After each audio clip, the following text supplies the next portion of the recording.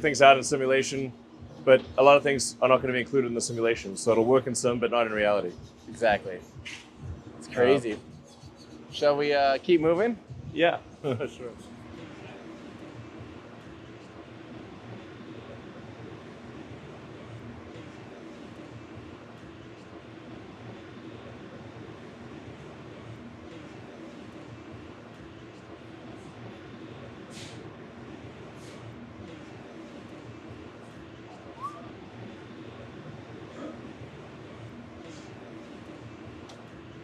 Thank you. I don't like it. Me. That way, yes, sir. We're just about to de-rig from the crane and then be able to cross the barrier.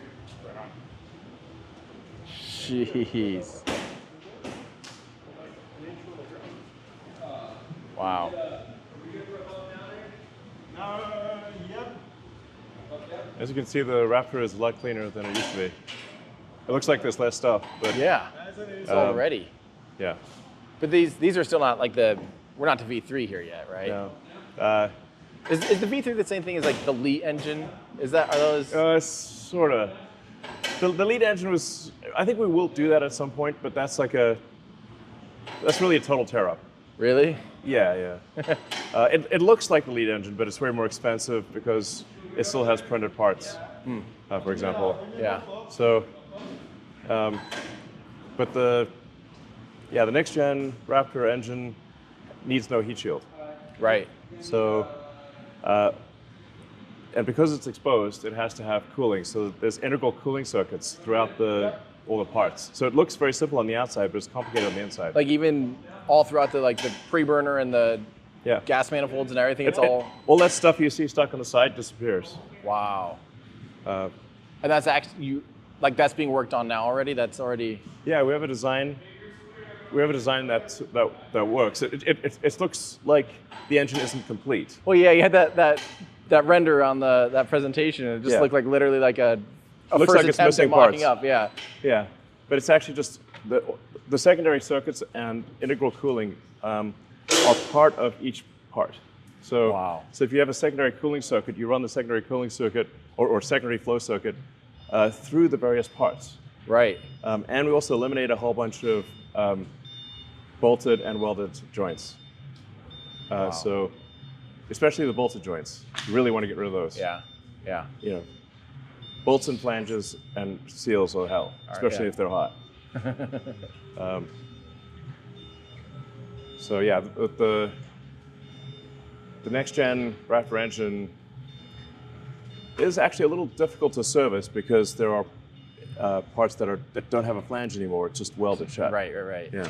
So you're just hoping to be able to get the design up to be so reliable, hopefully, that Yeah. you just don't need to If you service need it to as change a often? part, you need to literally cut it open. Wow. So you'll probably, at this point, you might as well just like swap out the whole engine, I assume, and just, No, we can cut it open. yeah? Yeah. We can cut it open. So, Just but there's, crazy. yeah. I mean, there's a massive bolted flange for the hot gas manifold that's transferring hot gas from the fuel-rich hot gas from the fuel pump side. Yeah. You can see that. It's hard to point at because it's up in the air, but the thing that joins the fuel Off- yeah, the fuel. turbo pump to Yep. the aux turbo pump. Yeah, the kind of band-looking thing. Yeah, right? the band-looking thing. That has a monster flange at the top and bottom, and you want to get rid of those two. And that's to hold a lot of pressure. Hot, That's a whole lot of pressure. hot pressure. Yes. Jeez. I mean, you can see there's a lot of flanges here. I mean, this valve is like, this pump is like made of flanges. Wow. Flange. And And like, I mean, these are beast level flanges. and these are all there is no like active cooling inside of two like this, or the current version of Raptor like this. There's no. Current version does not have. There's no. Well, there technically is some, but there's not. The current version of Raptor does not have sufficient cooling to be able to resist being in hot gas plasma, like hot plasma. Yeah. It's not. Yeah, it would That's melt. why you need. That's still why you need the shield here. Yeah, then. that's why Yeah. it's heavily shielded. But next gen, a bunch of the flanges you see here will disappear, and it will have integral cooling and integral secondary flow circuits. Yeah. Yeah. Do you guys look? Is it possible to do? There's a whole bunch of engines down there. Pretty densely packed. it's It's a lot of thrust. a lot of thrust. It's crazy. It looks like when you go to a Christmas tree store or something. Just, Yeah. That's insane. Each one of these is the most advanced rocket engine ever made. And they're just being cranked out like it's nothing. Yeah.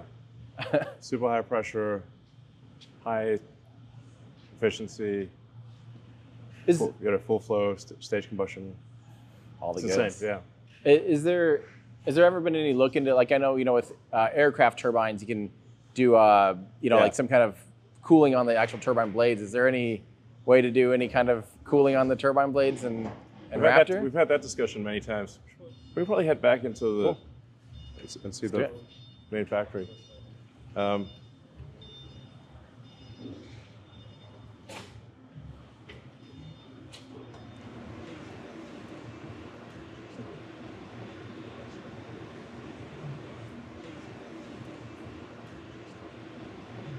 Jeez, I just can't believe how much has changed out here. And you have 2 mega bays. I mean, last time I was out here, there's only 1 mega bay, and nothing had doors. Now you have doors. That's a pretty good feature comfort. It's turning into a real factory, It's, Yeah. Well, this is a real factory that we're building here, Yeah. so quite big. It's hard to keep up with everything out here. Yeah. So this is we'll finally have a real factory for Starship, not just making it intense. Yeah. So long term, we want to try to get the thrust of Raptor up to around 330, maybe a little higher, maybe 335 metric tons. So that'll take us to a 10,000 ton thrust at liftoff.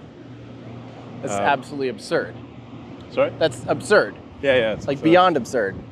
That's coming up on 3 times the amount of power as the Saturn V. That'll be roughly 3 times the Saturn V. Yeah. But that's what you Be need. like 22 million pounds of thrust. The Saturn V is 7.5. Oh my gosh. So Absolutely insane. Well, and I think, there's this kind of feeling of why aren't people doing things like the Saturn V being built in the, engineered in the 60s. Saturn V is primitive compared to Starship. Yes, and it's insanely expensive. It wasn't sustainable. Yeah. And it was expendable. So Yeah. Starship is just any rocket that is fully reusable, which no one has achieved, because it is extremely difficult. Mm-hmm. Not because they didn't think about reusability. Right. So it was just too hard. So, and obviously we haven't achieved that either. We've got I'm hopeful that we will achieve it by next year. Mm-hmm. But at least we have a situation where we have a design where success is one of the possible outcomes. Yeah. So no prior design was success one of the possible outcomes for full reusability. Well, and if you think about it, let's say you guys, for some reason, just were like, okay, screw it. We have to launch 300 metric tons to orbit. You could absolutely, you could expend a rocket if you absolutely had to for some reason. Yeah, but it'd be pointless. It would be pointless. But you have that capability. Like for the first time since the Saturn V. Well, I mean, generally, if you can do 200 tons reusable, you can do double that expendable. Right, 400 tons. Yeah. Which is insane. Yeah. I mean, even to the point of if you had to do, let's say you had to do, HLS or something to try to speed it up or something, if orbital refueling's not done or something. No, orbital refilling, I don't want to count chickens before they hatch, but orbital refilling is really just docking with ourselves. Yeah. We dock with the space station all the time. Right. A space station is way harder to dock with than ourselves. But will it be all docking up to a depot? Is that kind of the plan? Is there to be an orbital? It depends on how quickly you want to launch. So if you're going to the moon, I don't think you need a depot. I think you just send a ship up, and send tankers immediately. Yeah. And your boil-off rate will not be too bad. Okay.